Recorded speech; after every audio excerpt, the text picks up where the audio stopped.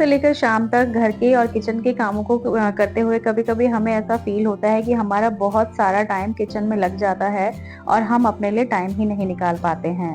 और घर के और किचन के सारे कामों को पूरा करते-करते शाम तक हमें ऐसा लगने लगता है कि कुछ ऐसी मशीनें होती या फिर चुटकी बजाते ही हमारा सारा काम हो जाता, तो कितना अच्छा होता। और कभी-कभी तो हम काम करते-करते बहुत ज़्यादा इरिटेट भी हो जाते हैं और कभी-कभी हम अपना ये गुस्सा बच्चों के ऊपर और अपनी फैमिली के ऊपर निकाल देते हैं। तो hello and welcome back again to the channel explore life with Pratibha. और आज के इस वीडियो में आपके साथ मैं शेयर करने वाली हूँ कुछ ऐसे सिंपल और इजी टिप्स जो थोड़ी सी समझदारी से आपका बहुत सारा किचन में कुकिंग का टाइम तो बचाएंगे ही। साथ ही जब हम किचन में काम करते हैं तो बहुत ज़्यादा टाइम हमें किचन में स्पेंड करना पड़ता है, तो कुछ ऑर्गेनाइजेशन टिप्स भी मैं इस वीडियो में आपके साथ शेयर करने वाली हूँ। आज का ये वीडियो मेरे जैसी बहुत सारी होम मेकर अपने साथ ज़रूर से रिलेट कर पा रही होंगे, जिनके मन में कहीं ना कहीं ये क्वेश्चन ज़रूर उठता है कि हम तो होम मेकर हैं और काफ़ी बार हमें ये सुनने के लिए भी मिलता है कि घर में ही रहती हो, करती ही क्या हो। लेकिन आपके साथ आपके फैमिली मेंबर्स को भी ये पता होना चाहिए कि सुबह सुबह जो पहली मील प्रिपेयर करके हम अपने फैमिली मेंबर को देते हैं, उनको उनके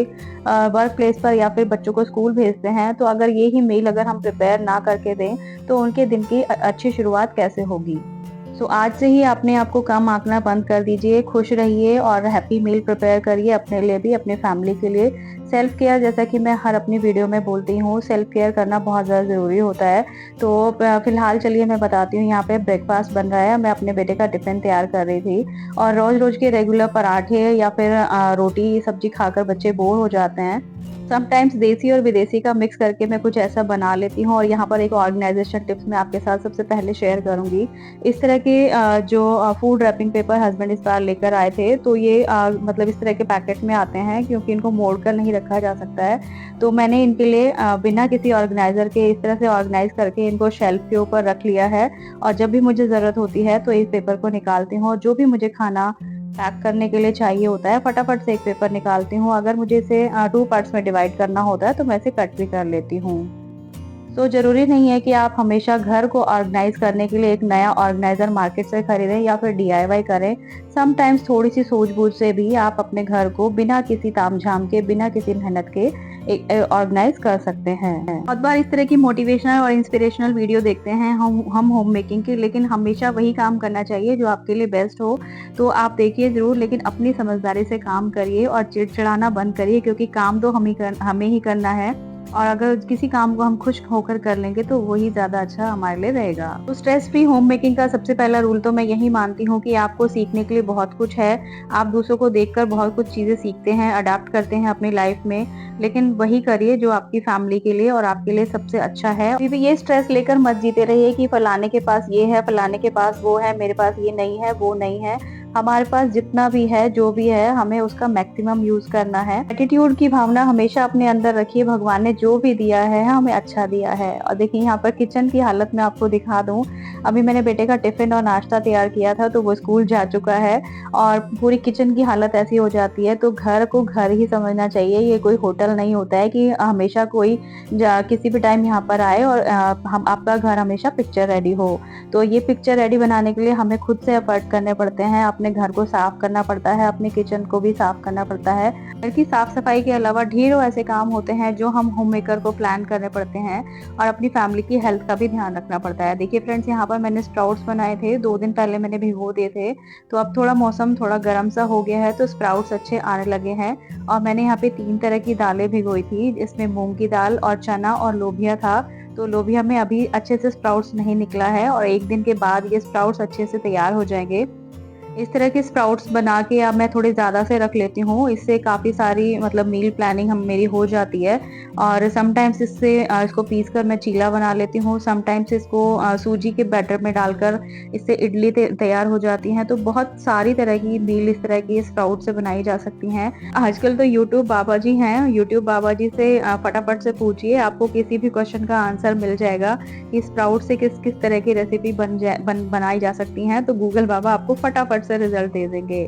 तो देखिए फ्रेंड्स, यहाँ पर मैंने स्प्राउट्स को फिर दोबारा से वॉश करके इस तरह से इसको रख दिया है। आप चाहें तो इसको हैंग करके भी रख सकते हैं, उससे भी बहुत जल्दी स्प्राउट्स निकल जाते हैं। और फ्रेंड्स, अभी मैं यहाँ पर लंच बनाने की तैयारी कर रही थी, हस्बैंड का टिफिन भी मुझे बनाना है। तो सारी चीजें मैंने यहाँ पे मतलब साफ कर लिया है। किचन का काउंटर टॉप साफ होना बहुत ज्यादा जरूरी होता है किसी भी मील को प्रिपेयर करने के बाद, क्योंकि फैले फैले किचन में ना काम करना मेरे लिए तो बहुत ज्यादा मुश्किल हो जाता है। कहते हैं ना कि एक्सपीरियंस ही हमें धीरे धीरे बहुत सारी चीजें सिखाता है। तो पहले मैं भी इन चीजों का ध्यान नहीं रखती थी, लेकिन काम करते करते काफी सारी चीजें आती चली जाती हैं। तो यहाँ पर देखिए मैंने एक कपड़ा बिछाया है, काउंटर टॉप मैंने क्लीन कर लिया था।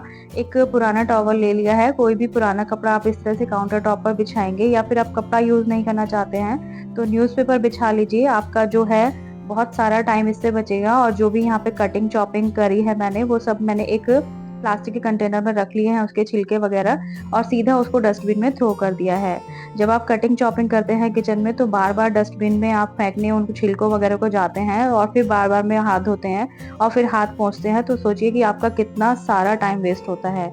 और सुनने में तो ये बातें बहुत छोटी लगती हैं, लेकिन जब हम किचन में काम करते हैं ना और फील करते हैं कि हमने किचन में कितना सारा टाइम हमारा वेस्ट हो गया इन कामों को करते हुए, तो छोटे छोटे टिप्स अपनाकर हम अपना किचन में कुकिंग टाइम बहुत सारा बचा सकते हैं। और जो टाइम हमारा किचन के कामों से बचेगा, उसका टाइम को हम अपने बहुत सारे प्रोडक्टिव कामों में लगा सकते हैं। और फ्रेंड्स, यहाँ पर देखिए मैंने चॉपिंग करने के लिए एक पुश चॉपर का इस्तेमाल किया है। इस तरह के टूल्स वगैरह आप किचन में जरूर से रखिए, तो इससे काम आपका बहुत ज्यादा ही आसान हो जाता है। जब से मैंने ये चॉपर लिया है, मैं तो इससे बहुत ज्यादा हैप्पी हूँ और मैं इसको हाईली रिकमेंड करूंगी। अगर आप भी खरीदना चाहते हैं तो खरीद सकते हैं। फ्रेंड्स, मैं यहाँ पर बना रही हूँ छोले की सब्जी। हस्बैंड का मैं टिफिन बनाने की तैयारी कर रही हूँ, तो बस मैंने प्याज चॉप कर ली थी। और जो भी चॉपिंग करना चाहते हैं आप इसमें पुश चॉपर में कर सकते हैं।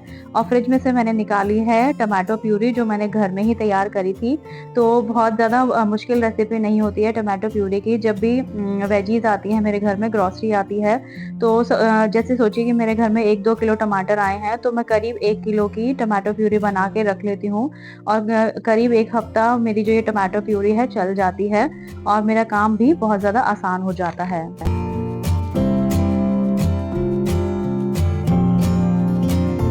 तो देखिए मैंने कढ़ाई में ऑयल डाल दिया है और बस मैंने प्याज भून ली है। और यहाँ पर जो मैं स्पैचुला यूज कर रही हूँ, उसको रखने के लिए भी मैंने एक प्लेट यूज कर रही हूँ। और अगर हम उसे डायरेक्टली गैस पर रखते हैं तो गैस गंदा हो जाता है, और जिससे हमारा उस क्लीनिंग का काम बढ़ जाता है। और देखिए यहाँ पर इसके बाद मैंने टमाटो प्यूरी है वो इसके अंदर ऐड कर दी है। और जो रेगुलर मसाले हमारे होते हैं, हल्दी, नमक, मिर्च, धनिया, और मैं अचार का मसाला भी बना के रखती हूँ, उसको थोड़ा सा जरूर से डालती हूँ सब्जी के अंदर। उससे ना सब्जी का फ्लेवर बहुत ही ज्यादा एनहांस हो जाता है और सब्जी बहुत ज्यादा टेस्टी बनती है। तो इस तरह से थोड़ी सी मील प्लानिंग करके आप रखेंगे तो आपका खुद का ही काम आसान हो जाएगा। कोई भी आपको किचन में हेल्प करने वाला नहीं होता है, स्पेशली सुबह के टाइम।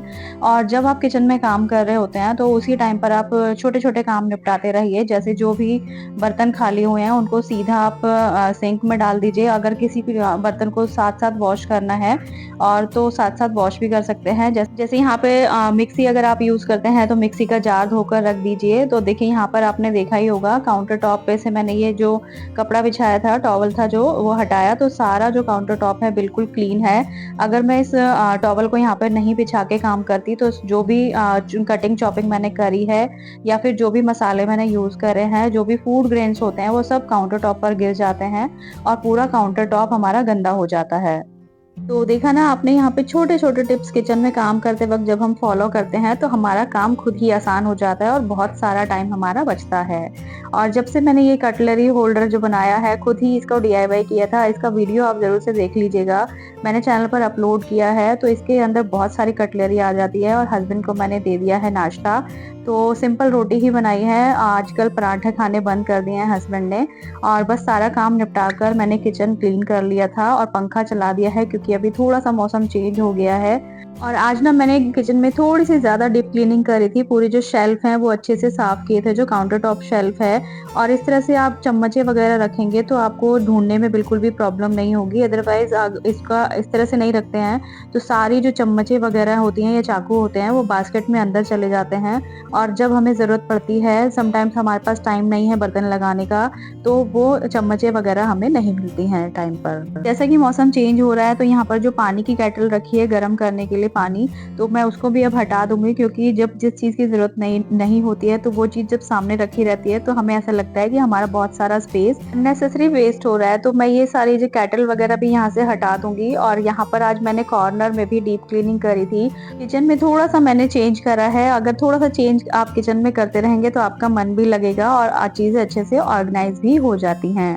और देखिए, सारी कटलरी वगैरह मैंने उनकी जगह पर रख दी है। जब चीज़ें बिल्कुल सही जगह पर होती हैं तो आपका बहुत सारा टाइम तो बचता ही है। आई होप फ्रेंड्स ये वीडियो आपको पसंद आया होगा, तो प्लीज़ वीडियो को लाइक कीजिएगा और चैनल पर न्यू हैं तो सब्सक्राइब करना मत भूलिएगा। आपसे मिलूँगी नेक्स्ट वीडियो।